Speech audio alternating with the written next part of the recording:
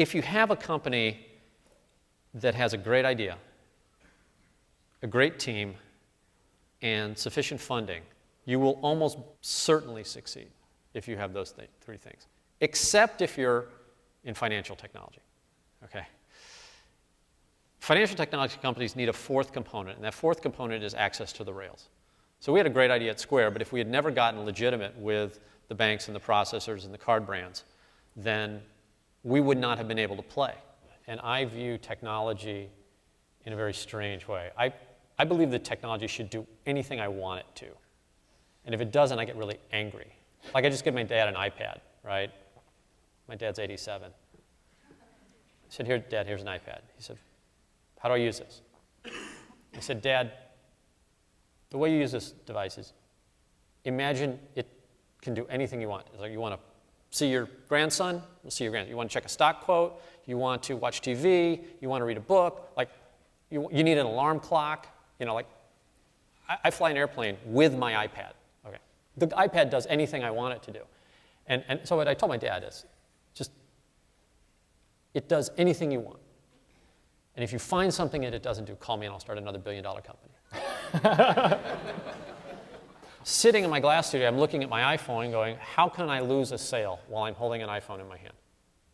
How come I can't process an Amex card? So I started looking into the payments thing, and I realized pretty quickly that, in fact, it couldn't do what we wanted it to do. So I called up Jack, and I was like, dude, this is what we got to fix. Like, I want to be able to sell stuff. Jack's always somebody who I've taken a very personal liking to. He's a very modest guy. I mean, he's wearing a bunch of Prada now, but, like, he's just a very likable, soft-spoken guy. And he'd really been wronged, in my opinion. I mean, Jack wouldn't say this, but I think I was more upset about what happened to him at Twitter than he was. I felt it was wrong. And my offer to Jack was, you want to go get even with these guys? I didn't know what that meant.